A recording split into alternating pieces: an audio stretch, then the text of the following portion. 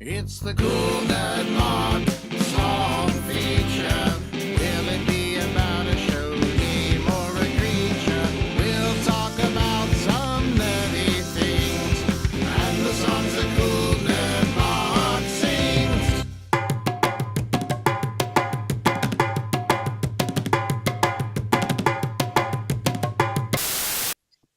Welcome, everybody, to episode number 2 of the Cool Nerd Mark song feature.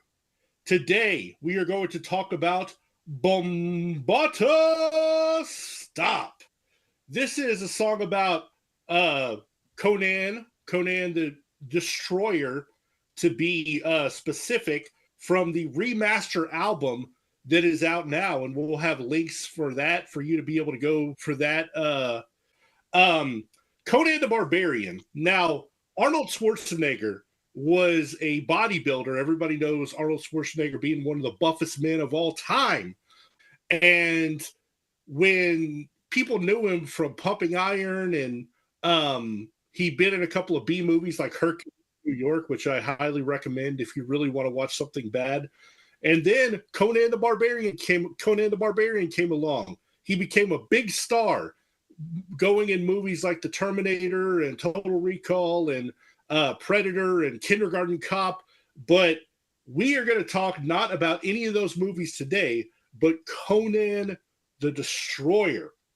Now, let me introduce you to the other two Orr brothers who were involved in the Cool Nerd Mark song feature. We have Michael Orr, who is a Conan expert. Say hi to everybody, Michael. Hi to everybody. And of course, the man of the hour, the man of the hour, too sweet to be sour. I am talking about Cool Nerd Mark. How are you doing today, Mark? I'm doing all right. Yeah. So first of all, let's talk about the Conan movies. First, let's talk about, before we get to Conan the Destroyer, Conan the Barbarian. So Michael, tell us a little bit about Conan the Barbarian. Conan the Barbarian was a really great movie. It did well in the theaters for a fantasy flick. Of course, it was one of Arnold's earlier films, and they picked him because of his physique. Obviously, Robert E. Howard created Conan the Barbarian, and who's going to bring Conan the Barbarian to life but Arnold? I mean, even though he's always had trouble speaking, but his physique is just amazing. And Conan the Barbarian's full of bodybuilders.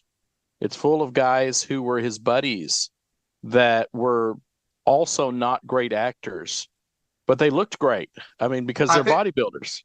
I think the actor for Thorgrim didn't even speak English. They just sort of had him.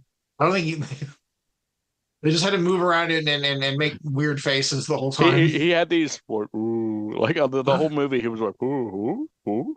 But it was good. I mean, and the soundtrack. Oh, the soundtrack, one of the best fantasy soundtracks ever. I mean, when we used to play Dungeons and Dragons, back in the day, Mark, we would turn on the Anvil of Crom when a big battle started, and it was. Let's get it right, Michael. We would rewind the tape. Yeah, you're right. I mean, yeah, that back in the day when we just rewind the tape, you'd like. Well, that great soundtrack by Basil Polydoros and the direction by John Milhouse, and the screenplay was actually written by Oliver Stone. That was one of his first screenplays, and he went on to win an Academy Award for JFK. So that's what made it such a great movie. And then let's not forget the recently late James Earl Jones playing Thulsa Doom. I mean, I know a lot of people remember him obviously for Darth Vader and Mufasa, but that's always going to be my favorite character. There's this meme I keep seeing on the internet where they show Thulsa Doom and his minions, and it was like, "You're not a real heavy metal fan if you can't name this band." Oh yeah. Well, and I love there's a line when he says, "Contemplate this on the tree of woe, crucify him," and that was just the best line in the entire movie. And he took it seriously. I mean, I know Arnold took it seriously, but he's Arnold Schwarzenegger, so he's a little goofy, you Mhm. know. But I mean, he really brought some real gravitas to the movie because I mean, he's this serious actor and he's taking it seriously. Out of all the Mhm. characters, I think he's the most intense, and he really made that villain made the movie. He really was scary, you know, a scary guy who you were afraid of. You know, I mean, I was afraid of him. Yeah, I don't think I saw the uncut version of Conan until I was a late teen because we always watched it on TV and they heavily edited out the movie, including some scenes that really didn't need to be edited out for TV, but they were just trying to crunch the movie down in terms of Mhm. time. So I'm not saying the scenes that were deleted added a lot to the plot, but it was a different way to watch the movie for sure. They added a lot if you were looking Absolutely. for. Go ahead. Oh, no, I was just going to say, before we get any further, I wanted to ask Cool Nerd Mark uh, Yep. why he chose this movie and why he chose Bombotta as the namesake, and just kind of discuss the bones and the nuts and bolts of the song here. Oh, well, I mean, it's pretty simple why I chose this particular song, and we'll get into that more later. But it actually goes back to something that you did, Michael, when you were a teenager. Hmm. You're always been a really good artist, and you drew a picture of Bombotta, and you'd watched the movie that we for Conan the Destroyer, the sequel to Conan the Barbarian, that we had on VHS, and you I guess you stayed up all night one night and wrote down every single line that Hmm. Wilt Chamberlain uttered as Bombotta, which was not a lot of Not a lines for lot. that length of movie. They were short. And yeah, and I just remember that image in my mind. And I was sitting down one day, I don't know, about 15 years ago when I wrote the song, and I was unemployed at the time. So I had a lot of time on my hands. And I was just like, should write a Conan song. And um, I think I thought about that list of quotes that you wrote, and I'm like, there's a Hmm. song there. And I started out only having quotes of Bombotta in the song, but then there's just so many other easy lines in that movie because it was not a screenplay by Oliver Stone. I don't know who they got to do it, but it didn't have the depth of dialogue that the first movie had for It did sure. not. But there were some memorable lines, and those ended up being the lines that went into the song. Well, what's interesting is that Conan the Destroyer is really just an extension of Conan the Barbarian. If you actually read the book, the Hmm. screenplay book, Conan the Destroyer is sort of they took some elements that they didn't include in Conan the Barbarian and they stretched it out. It's kind of like what they did with the Hobbit, right? They just stretched the Oh yeah. material out. And so the whole princess, you know, being saved and all that really came from the original story, and they just repeated it and changed some stuff to extend that movie. Some of the battle scenes that were in the book ended up being played out in Conan the Destroyer, and then they took Hmm. all of the cheesy gags like the camel and him punching the camel, and they just pushed it into Conan the Destroyer. So Conan the Destroyer is really just this sort of mishmash of what they didn't do with Conan the Barbarian. So I don't even know if they got a new screenplay. I just thought that I think they said, "Hey, let's just make some stuff up and add to what uh, was already the part of the first movie." So they It, really it's belong there. It's a It, classic duet.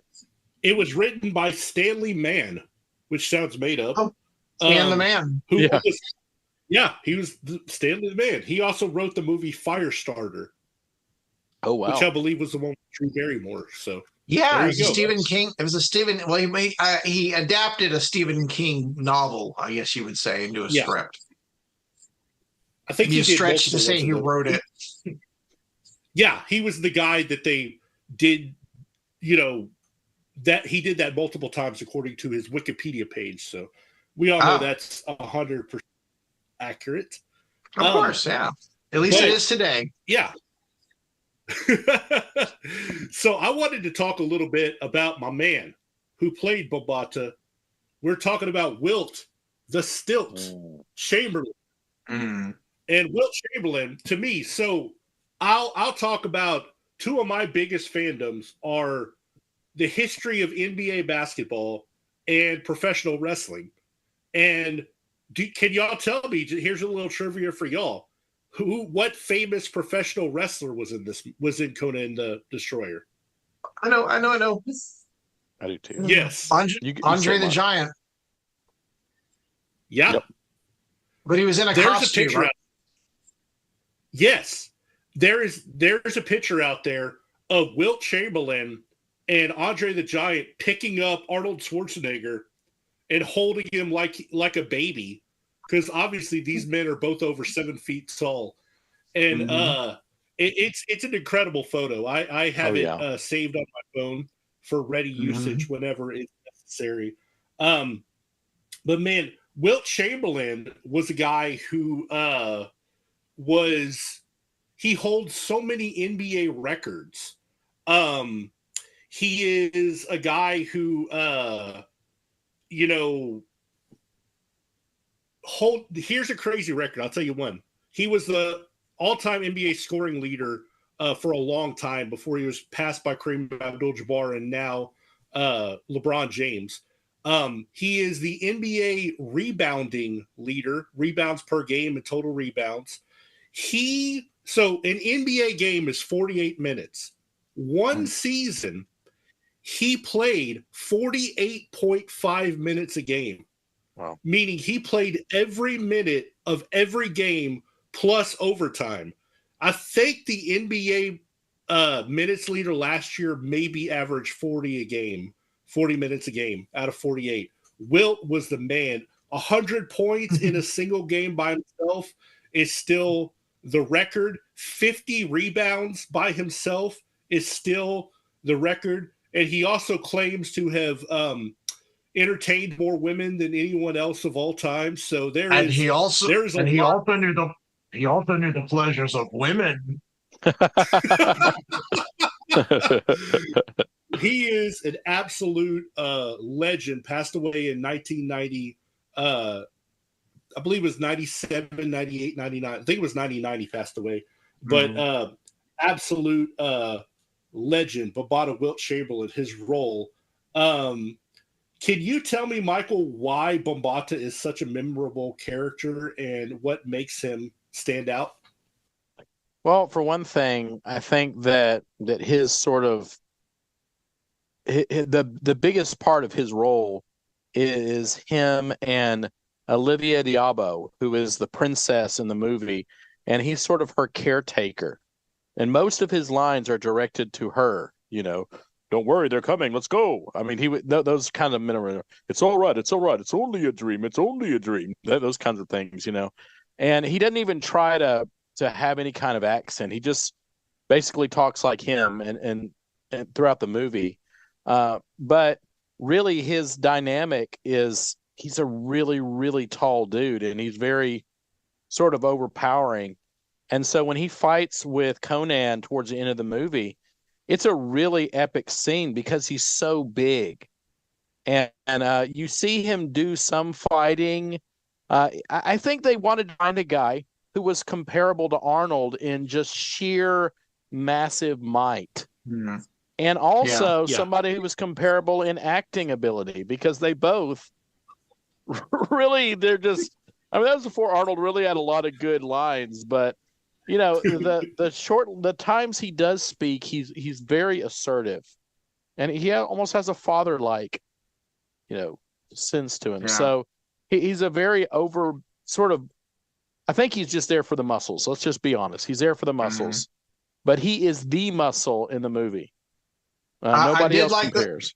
I did like the fight scene near the beginning of the movie between Bombotta and Zulu, who was played by Grace Jones. Yeah, where he just he took his sword and just kept chopping her staff into smaller and smaller pieces, and then she just jumps on him and threw it at him. Yeah, and he was about to kill her, and then of course he stopped. And that the princess, she really does have a lot. I love that actress, by the way. She's a great. I actually follow her on Facebook. She's got a following, and she's been in some random stuff, much like the Queen. So yeah, I mean, there's so many interesting things about this movie that make it unique. The Queen was the same lady that played one of the villains on Superman 2. The Okay. powerful woman who was like a superwoman, she Yep. was the same Wow. lady and has her own Didn't sort of realize cult that. following. Huh.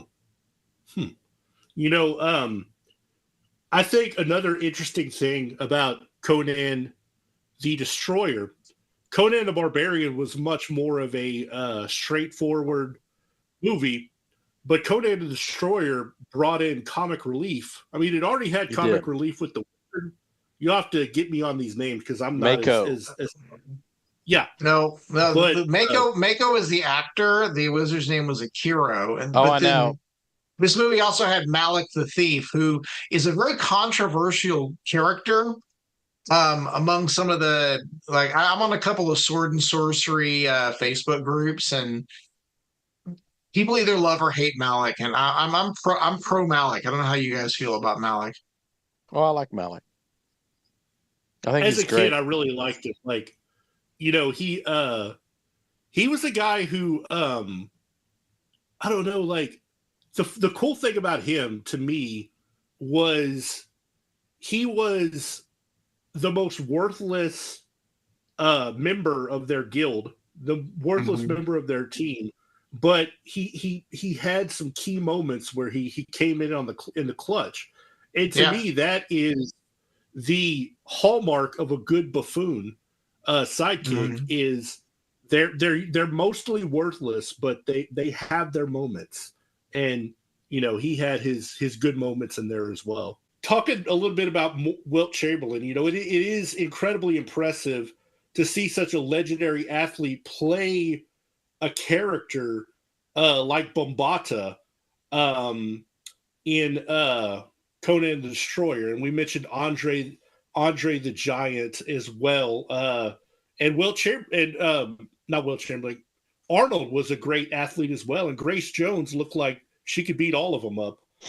And she had a So fantastic pop career for a little while in the '80s too. She did. yes, great singer, absolutely. And she's truly a fashion icon. Like her look, Hmm. everything about Mhm. her is continue to be praised. Her influence in the fashion industry as well. She's just a crazy gal. We have a special segment, Cool Nerd Mark. We want you to talk about your visit to the Robert E. Howard Museum.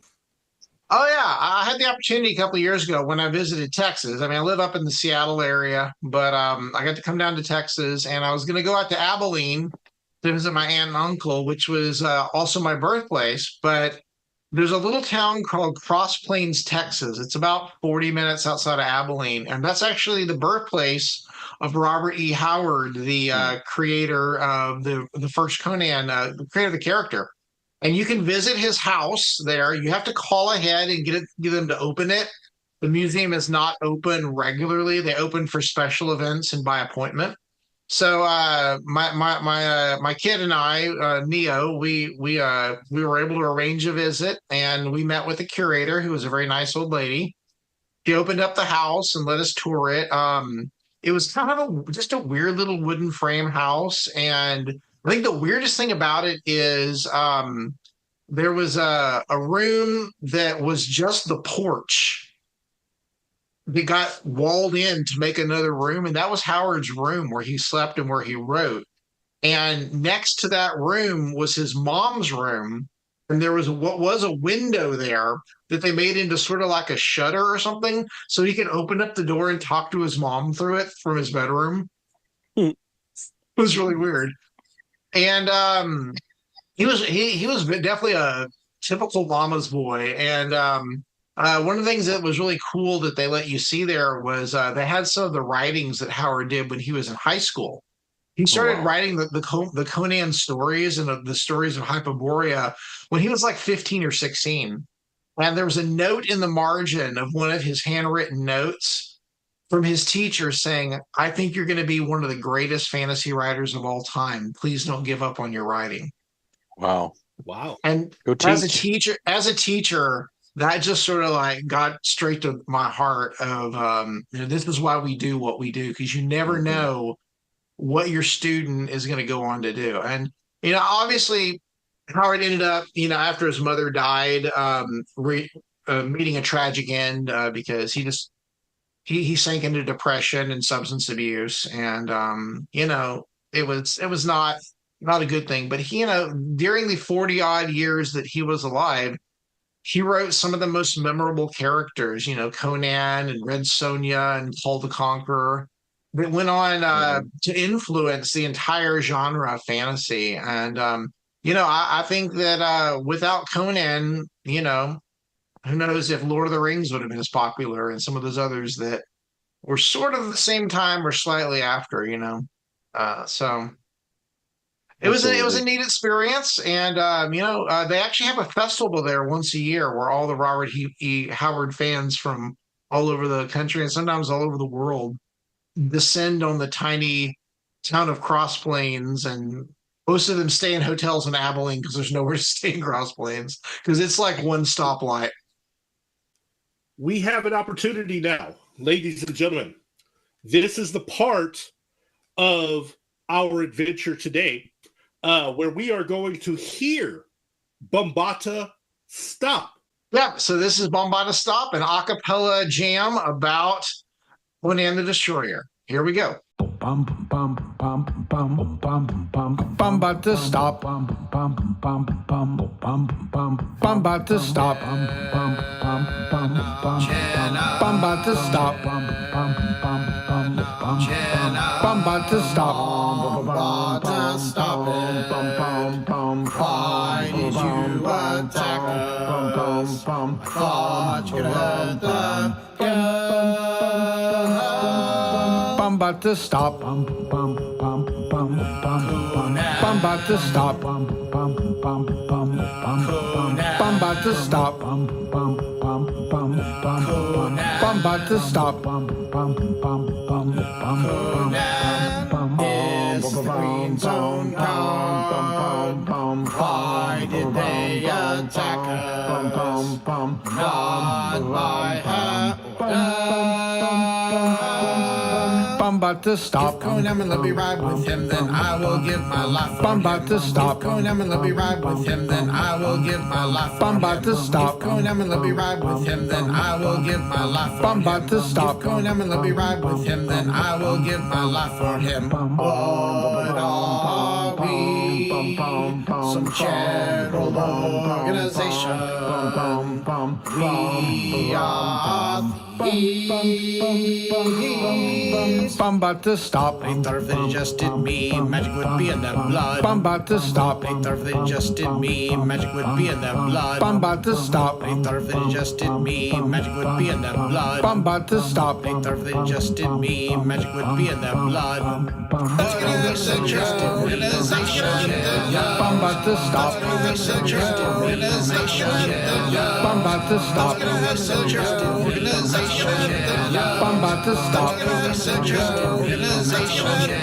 Bombotta Stop. All right, we just heard the song. Mako, do you want to say the name for it? Bombotta Stop. We're Bombotting all the way. And I even, in the time that we took for the break, I even got me a Wilt Chamberlain shirt that I found deep in the crevices of my closet. A place no one should go. Exactly. So Bombotta Stop, we'll just talk about that song a little bit. 100% a cappella, featuring over 10 different vocal parts representing different characters from the movie. Now, I watched this movie recently, just obviously a thrill a minute. Just so many goofy, so many colorful, so many vivid, so many memorable characters.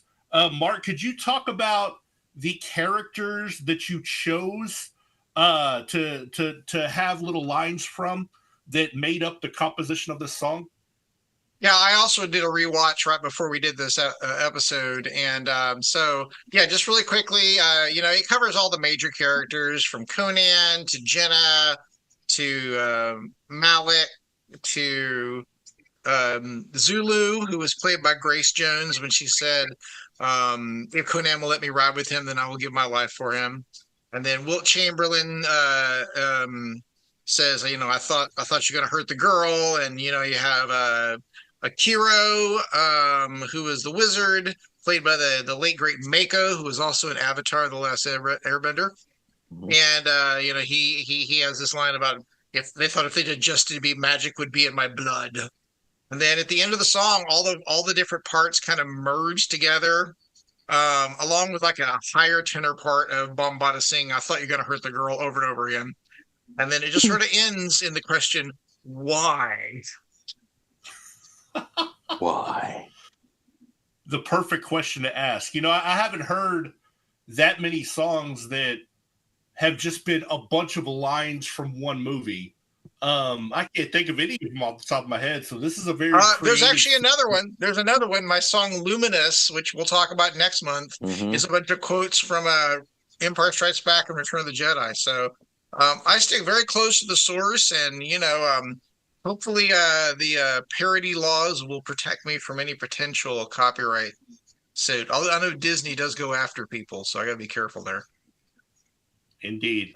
Beware of But, Disney. right here, we're seeing real innovation. We're seeing real meticulous detail. If you could talk a little bit about a cappella music. Now, we all grew up in the sphere of a cappella music. If you could just talk a little bit about the influence that a cappella music had and maybe why it played in your decision to make this an a cappella song. Yeah, I mean, acapella music has always been a thing that's been around for centuries, and it was big for us growing up in the Church of Christ, a religious group that doesn't use instruments in worship. And the late '80s were the heyday of the acapella company and the acapella vocal band, the two groups that sang acapella that were Church of Christ groups, and they kind of hit the right time because you had some other acapella things like Bobby McFerrin's "Don't Worry, Be Happy," which was mostly acapella other than percussion. And there's been some resurgence in recent years with the Pitch Perfect movies, things like that of acapella music. And what's that one band? I'm drawing a blank. Pentatonics? Pentatonics, thank you. It's had some Very famous. acapella hits. So when I first started working on this song, it was my intention to record instruments, but it just sort of sometimes songs just sort of go in their own direction. And I felt like Conan was standing over me, much like he did Robert E. Howard when he wrote the books with his sword, saying, "You will write this without instruments." It's very Right, specific. you got to listen to Conan, or he'll chop your head off. It's true. Exactly. It reminds me of if y'all remember the movie UHF, where he's like, "Don't you know the Dewey Decimal System?" And then That's right. he chops him in Conan half. the librarian. That's right. You did not want that to happen to your body parts. Michael, as our resident Conan histrionic expert, can you tell me about how this song captures the essence of Conan? Yeah, so it's almost plays into the narrative of the movie. The sort of struggle between the Queen and Bombotta and the captain of the guards, that was trying to keep Conan from the girl, from the princess, and basically use him and get rid of him. And so there was a lot of, I think there was a lot of fear, this primal fear, that Conan was going to be cast aside by the Queen's plot. And so this whole idea about Bombotta Stop, I mean, the princess is the good guy. I mean, she's the star of the show, even though Conan, his name is on it. she's really at the center of everything. She's really the key. And so even though Bombotta's kind of like a father figure to her, or a caretaker, he also has this malicious intent, and really she's the one that's being used the most. So I think all the lines really fit into this conflict of good versus evil, of Conan and the princess and his little team versus Bombotta and the evil queen. So I think it captured that feeling, that urgency perfectly. Find that hilarious because I didn't think about any of that. Well, art becomes its own thing once it's been put out into the universe. That's all right. Well, I'm glad that that's a fascinating interpretation of something that was totally unintentional. So, Why, thank you. Good job. That's why we my have job. the expert. That's we right. have the expert in the show. So was there any interesting details behind, like, so when you record a song, you talked about, making it a cappella and doing the different parts. Was there anything interesting or difficult about, like, the recording process and the creative process, and how did you get through this song? You talked about, Conan standing over you with the sword, telling you to make it an acapella, but is there anything more interesting that we can add to this discussion about how you made this song reality? Well, honestly, the version that we listened to a few minutes ago is actually the third version that I've published of this song. I published a very basic version back in, I think it was about 2011, that was only about half as long. The song's already pretty short, and it was recorded on, honestly, the same awful microphone I'm using today because I forgot my good microphone. This USB mic. If I can get in the frame here, yep, the cheap USB mic that I'm using to record right now. But I'm gonna put it back Where'd up into the invisible space above me now. I recorded again in 2021 as part of my first Cool Nerd Mark album, The Playtest, and it was a pretty good recording. It was the same runtime and everything as it is the remastered version, but I felt like it was still a little muddy in some places, and there were some places where you couldn't tell one voice from the other. So when I went back in to remaster it, I did a little bit of remix work, just doing a little bit of equalization and compression on different tracks, and just putting more space in the mix where the tracks are more distinct from each other. And then I guess the biggest challenge is by adding a little bit more compression, you bring up some of the background noise. And when I recorded the track, in order to get everything to line up when I'm not recording, because I'm recording this, one track at a time and layering the tracks. So I used what's called a click track in the background, which is just sort of a separate track that's just going and keeping the beat, especially in a song that doesn't have any percussion. And when I went through and redid it, you could hear some of that click track in the background, and which was kind of annoying. So I had to actually sweep through the EQ band and find that exact frequency, and then use a plugin just to remove that very narrow frequency band, so you couldn't hear the click track anymore. I think you could probably still hear it if you turned up the song really, really loud, and I recommend you do that.